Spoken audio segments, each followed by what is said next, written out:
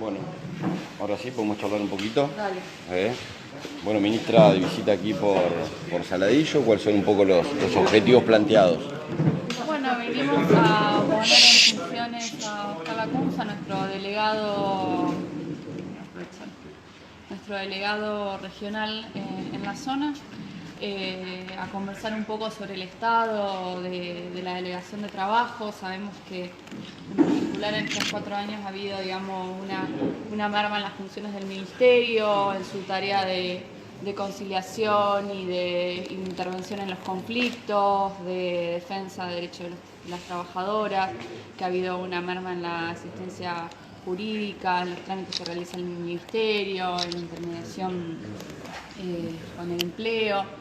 Y en gran parte no porque los trabajadores del ministerio no hayan puesto el cuerpo, por el contrario, digamos, todo lo que se sostuvo fue gracias al trabajo de las trabajadoras estatales, sino porque, bueno, quienes se iban retirando no eran reemplazados, no había alineamientos claros que llegaran desde la oficina central en La Plata, no había respuesta ante las demandas de la delegación y bueno, venimos a marcar un cambio en este sentido, a que el delegado se sienta contenido, a armarle equipos que puedan contener los pedidos de los trabajadores y trabajadoras, a que haya una línea directa con los subsecretarios y subsecretarias que están en La Plata, a rearmar la tarea inspectiva con un enfoque de prevención y de cuidado y de resguardo de los derechos.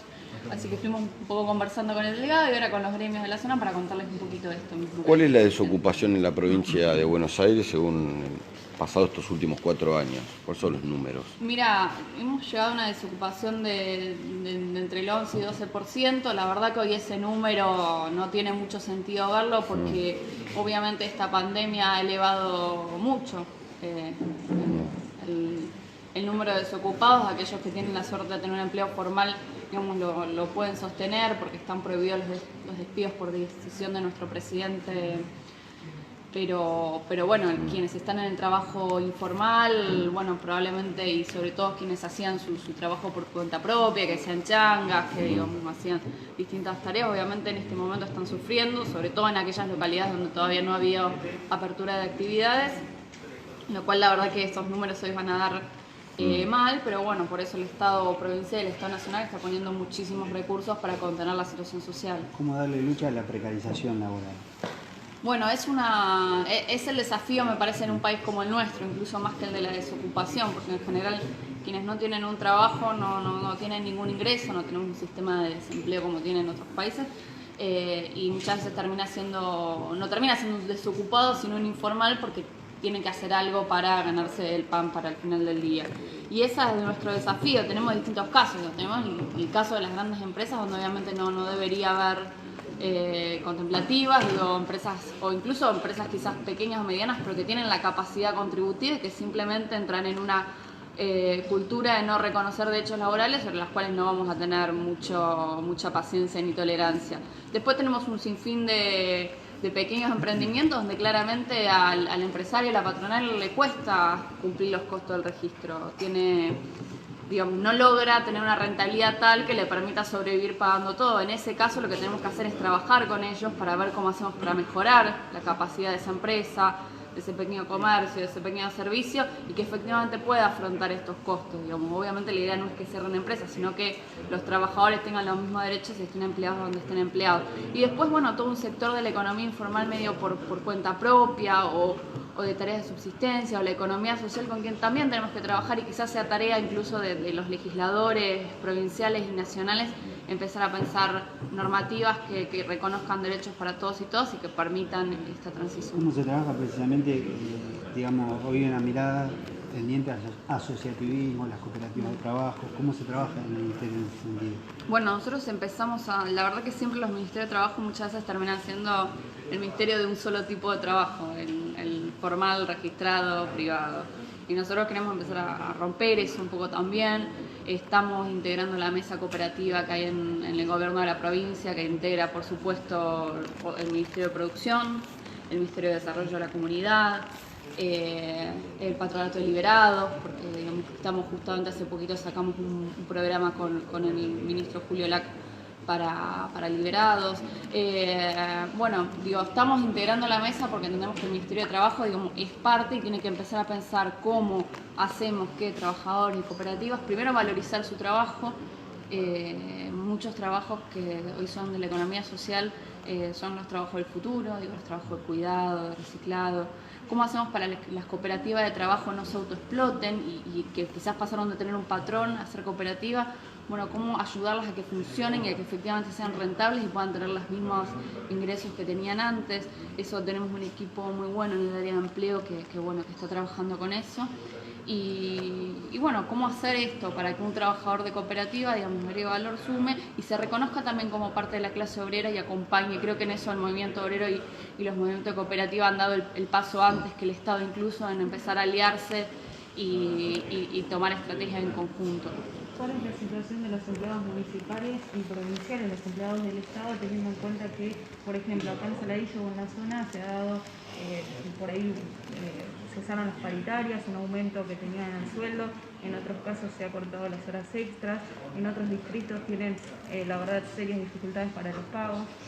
Mira, el gobernador ha sido muy claro con todos los intendentes e intendentas en que los salarios, los empleos obviamente deben preservarse y la estabilidad del empleo público es un valor muy importante que en este momento cobra mucha más jerarquía, que los salarios en sus conceptos habituales y permanentes deben pagarse y todo lo digamos, que debe tener el trabajador el mismo ingreso que tenía cuando estaba trabajando de manera normal. Y además en la medida de lo posible que pueda seguir trabajando, digamos, desde su casa, porque también, digamos, entender que el Estado es importante, que el trabajo del trabajador municipal y provincial es importante y tiene que seguir realizándose bajo las condiciones de salud propuestas. Entonces el gobernador le ha pedido esto a los intendentes, digamos, y les ha dicho que están los fondos disponibles para poder seguir pagando los salarios de manera permanente y habitual.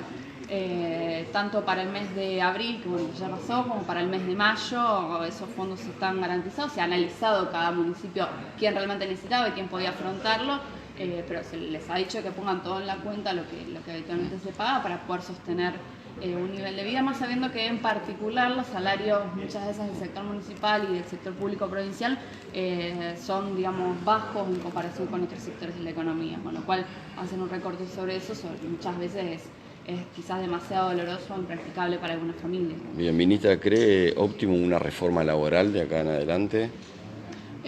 Yo creo que la ley de contrato de trabajo que tenemos está bien, digo, garantiza un montón de derechos. Creo que una reforma laboral tiene que ser en la medida que nos permita incorporar, digamos, quizás nuevos paradigmas o nuevas tecnologías, pero pensando en incorporarlas de una manera tal que aseguren nuevos derechos para los trabajadores, sino que sea una pérdida, digo. Este mito de que debemos ceder en algunas cuestiones para que la economía funcione, me parece que se cae en sí mismo en contradicción. Si uno quiere, ¿por qué haría un cambio para estar peor? Digamos? Se supone que los cambios y la incorporación de nuevas formas de trabajo, nuevas tecnologías, deben ser en favor no solo de generar más empleo, sino de generar más bienestar. Así que no veo urgente una reforma laboral. Sí veo que hay algunas áreas donde podemos trabajar en modernizar algunas relaciones de trabajo, donde muchas veces la falta de legislación termina perjudicando al trabajador, porque como no se dice qué se hace, el empresario hace lo que le parece. En ese sentido, quizás algunos convenios colectivos pueden necesitar nuevas categorías, nuevas jerarquías, pero no me parece algo urgente. Me parece que es algo que hay que ir mirando caso por caso y siempre pensando en cómo hacemos para que las nuevas mejoras sean mejoras para todos. ¿Cómo ves el futuro de las paritarias? Y en este momento es complejo, digamos, hablar de paritarias. No sabemos, digamos, cómo está siendo la evolución de precios. De hecho, ayer se dio el dato de precios mayoristas que dio caída, algo bastante insólito en nuestra Argentina en los últimos años. Creo que hoy, teniendo en cuenta que el 60-70% de la actividad básicamente está paralizada, creo que hoy la prioridad es preservar las relaciones de trabajo y los empleos. Preservar lo más que se pueda los salarios. Por supuesto, después hay particularidades. Hay sectores que han seguido trabajando, hay sectores que incluso han aumentado su producción, como es el caso de algunas actividades agropecuarias o alimentos, en donde, bueno, se podrá dar el espacio para otra discusión, pero creo que hoy el Gobierno Nacional ha sido claro que la prioridad es proteger el empleo y, bueno, nos acompañamos ahí en ese sentido, sabiendo que es una situación también excepcional y que en la medida que se vayan abriendo las actividades y podamos salir de esta pandemia, habrá que retomar todas las discusiones que veníamos teniendo. Bien, yo hago la última. Hay un proyecto de la diputada Fernanda Vallejos, está sucediendo en el mundo, recapitalizar sobre las empresas, las grandes empresas que reciben quizá ayuda del Estado, ser parte de esas acciones. ¿Cómo lo ves vos? ¿Ves No, si hay un terreno para avanzar en eso? En general creo que hay un mito de que el Estado es un mal gestionador y no es así. De hecho, las empresas que han caído en manos estatales, YPF quizás es el caso emblemático, a partir de la recuperación del 51% de sus acciones empezó a mejorar su producción, empezó a producir y empezó a crecer. Generó un polo tecnológico maravilloso que tengo ahí, veo desde mi despacho en La Plata. Entonces hay como un mito. Ahora después habrá que ver la situación particular, digamos, yo creo que hay que tener una buena sinergia con el sector privado, no creo que es urgente, pero sí me parece que lo que hay que apostar es a un trabajo tripartito, bueno, es lo que hace un poco el Ministerio de Trabajo.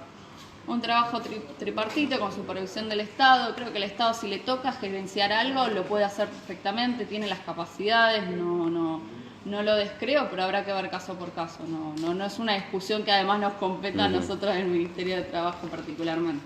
Muy bien, muy amable. Bueno, gracias.